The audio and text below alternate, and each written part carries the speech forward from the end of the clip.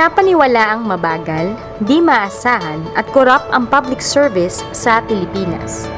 Ito ay bunga ng umiiral na bureaucratic system sa mga tanggapan ng gobyerno o ang tinatawag na red tape.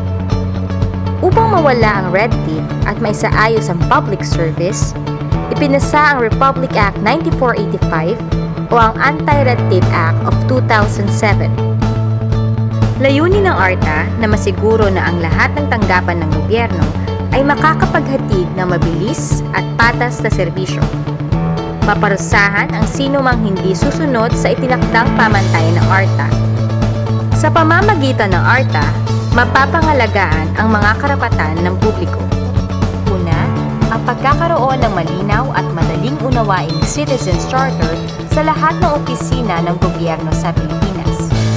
Ang Citizens Charter ang nagsisilbing gabay sa mga proseso ng serbisyong ibinibigay ng isang tanggapan.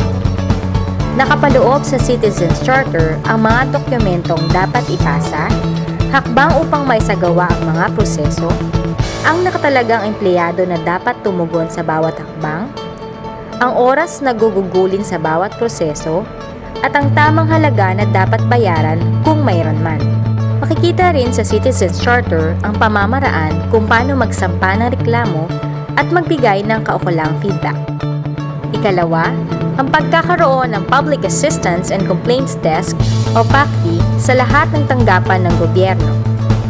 Ang PACD ang sentrong dulugan ng mga mamamayan.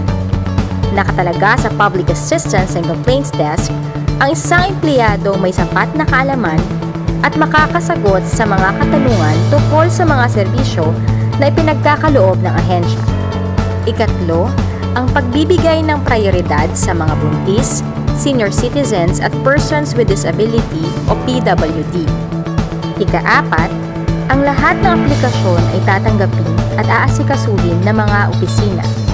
Sa pagkakataon na tanggihan ito, kinakailangan magbigay ang opisina ng sulat na naglalaman ng dahilan ng pagtanggi.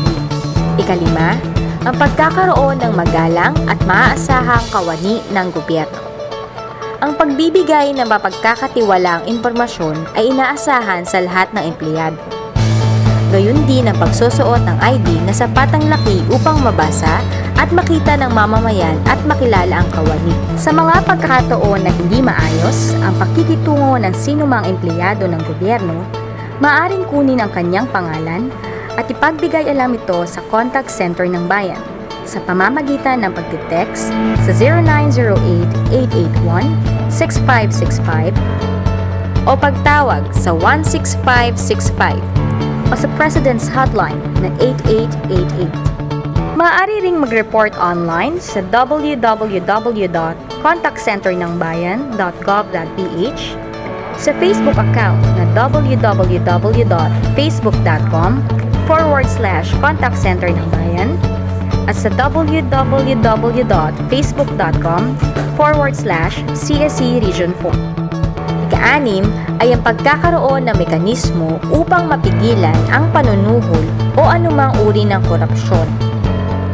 Ang pagbibigay ng lagay o suhol na naglalayong mapadali ang transaksyon ay itinuturing na isang administrative offense at krimen.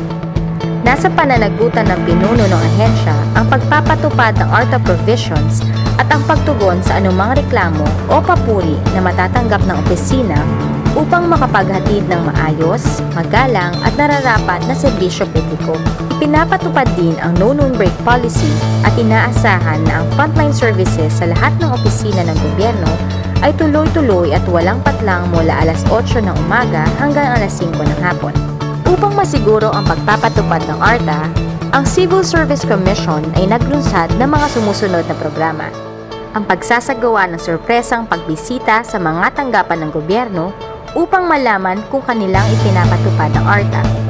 Ang contact center ng bayan kung saan maaring mag-report ang mga mamamayan ng mga reklamo at papuri na may kinalaman sa serbisyong inihahatid ng mga tanggapan ng gobyerno. Ang report card survey kung saan inaalam ng mga ARTA researchers ang lawak ng pagpapatupad ng ARTA sa tanggapan ng gobyerno. Ang Service Delivery Excellence Program na isang uri ng pagsasanay na ibinibigay ng Civil Service Commission sa mga empleyado ng gobyerno upang mapaunlad ang kalidad ng kanilang serbisyo. At ang Civil Service Commission's Seal of Excellence Award na iginagawad sa mga opisinang nagpakita ng katangi-tanging serbisyo publiko.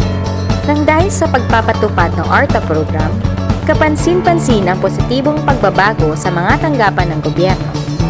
Naging magalang at malugod sa pagtanggap ng mga kliyente ang mga empleyado. Ang umiiral na bureaucratic system o red tape ay unti-unti na ring nabawasan. Ang patuloy na pagbabago sa public service ay dulot ng mga programa ng ARTA. Sa tulong ng bawat isa ay makakamit ang pagkakaroon ng matapat, maasahan at mapagkakatiwalaang serbisyo publiko.